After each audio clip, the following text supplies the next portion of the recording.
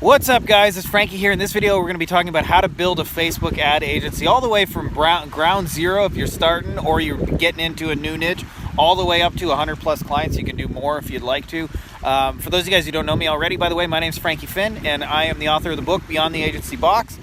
Since about 2007, I built 3 different agencies up to 100 plus simultaneous clients, and one of those was a Facebook ad agency. And I've also helped hundreds of people to live this whole agency, beach, laptop, travel the world kind of lifestyle. We got an epic looking sunset over here. It's windy, as I'm sure you guys can hear. And I want to talk to you guys not just about how to build Facebook ads, but all the things not to do that everybody says you have to do that'll make your life a whole bunch easier. So let's get into it.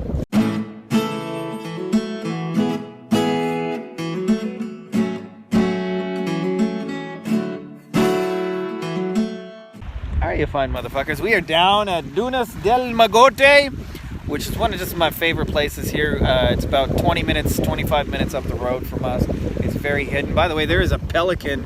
I don't know if you can see. There's a pelican diving for some fish over there. Not diving at the exact moment I'm pointing, but they fly way up in the air and they go and crash down. So anyways, for those of you guys who are building a Facebook ad agency, or maybe perhaps doing it for the first time, or resetting, maybe you've had to pivot and do a different niche. First thing obviously you got to pick a niche, and I'll tell you why this is so important. It's easier to sell in a niche, but that's not the reason why you want to pick a niche. The reason why you want to pick a niche is because it's easier to deliver. You want to think about that essentially you're delivering one solution over and over and over again to one problem, and what will happen is the ads you use for one client are the same ads you use for a second client, or the same ads you use for a third client, or the same ads you use for a fourth client, and ergo, it's a lot of copy and paste, and you start every job 90% finished before you even begin. So that's the first thing. That is the money shot right there. That is the bingo, as Luigi would say. Ho ho! Bingo! Ho ho ho ho! Bingo! Ho ho ho ho! I used to pick Luigi on Mario Kart just to hear that frickin' scene.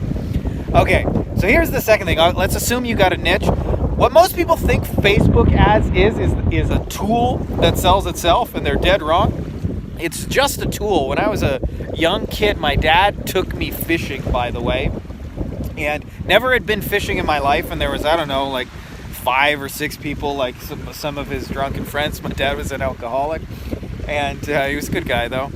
And so a couple of us went out drunken and fishing, and when we went to the bait store to buy like the worms, there was a second kind of worms, and I said, oh, I want those different kind. They were more expensive. And I got those special kind of worms, and everybody else got the other kind. We went fishing, and I don't know if it was beginner's luck or what, but I caught 7 fish that day, and everyone else caught a big fat 0. And I'll tell you, one of my secrets, I'm convinced of it, was that I had a special bait advantage over everybody else. Facebook ads are just a tool for you to put out your bait.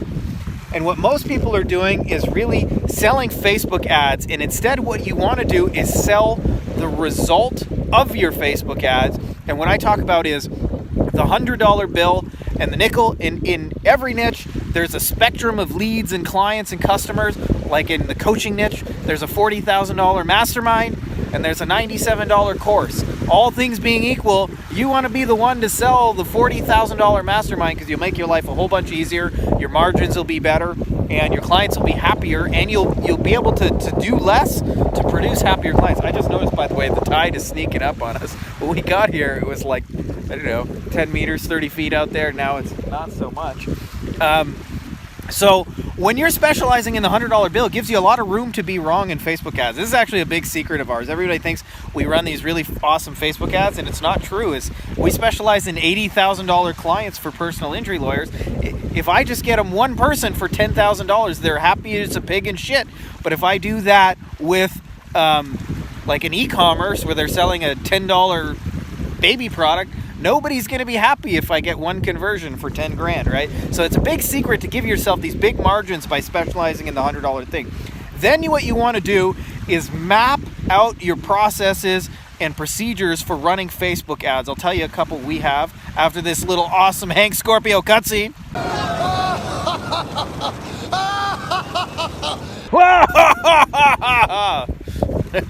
That's one of the best Simpsons episodes ever. Good old Hank Scorpio. Gotta show you guys one more time the sunset down here, which is just, I think, beautiful. Anyway,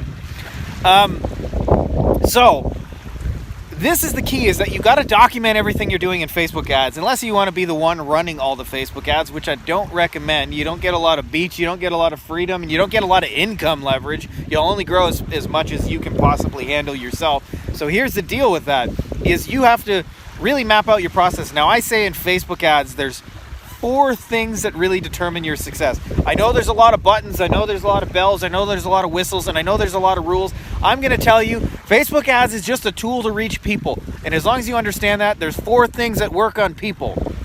Who you target, what you offer those people, the image you use, and the copy you use to describe your offer. And I gave them to you in the order of importance. Who you target is probably the most important one. What you offer them is a close second.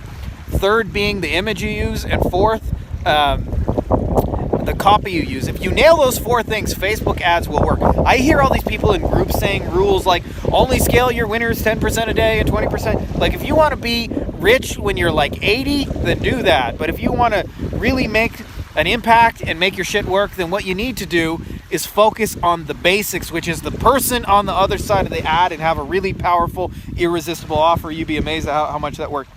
So you want to have processes in those 4 things. Process for targeting, process for your offers that you test, process for your images, process for your copy, and there's a 5th one, which is how do you make decisions in your ad account. So like for us, we have a really simple metric. If our numbers are $10 a lead or less, keep running the ad. If they're between $10 and $20, optimize it. If they're above 20, shut it off and try again. So that gives us a really simple, easy way to manage our accounts. And this will help you guys so much to understand what a valuable lead cost is in your niche. Although I will say there is a hidden metric in that, in all your ad costs, which is, are the right people coming through? I see people with cheap lead costs that make no sales because they're all bringing in the wrong people. And I see people with high lead costs that'll gladly pay it. Like if you're selling a $40,000 mastermind and your lead cost is $800, but you sell 1 in 3, you should keep fucking doing that over and over and over, right? So lead cost is not the only metric.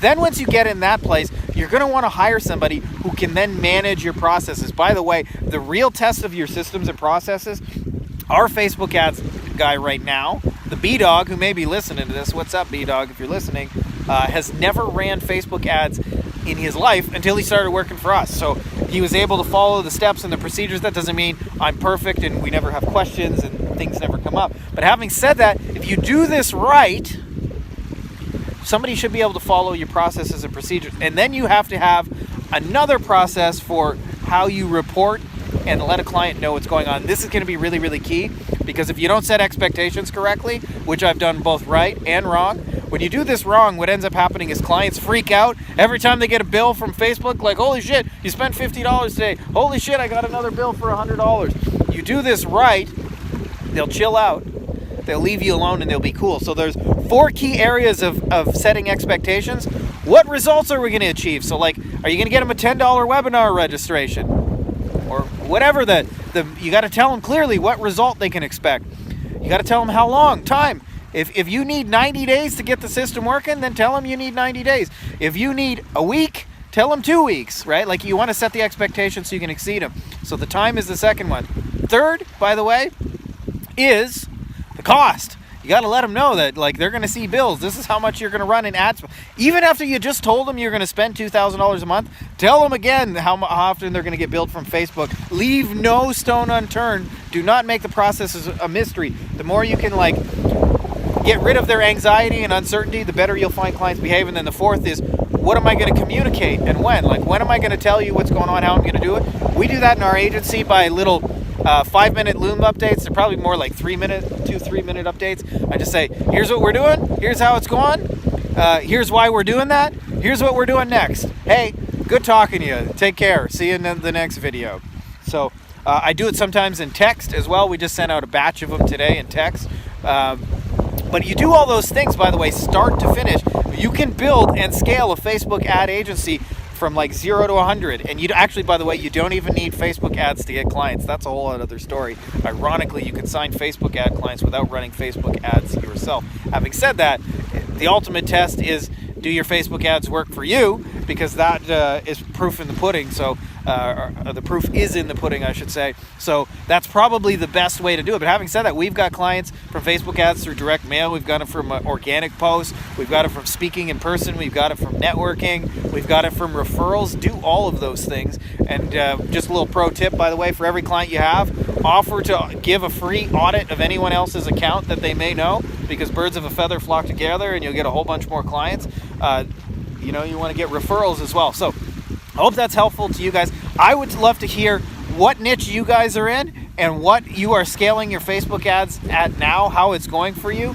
And more than anything, like if you got a pro tip that'll help people in the comments, I'd love to hear from you guys. And otherwise, make sure to subscribe if you're not already subscribed. And may the force be with you!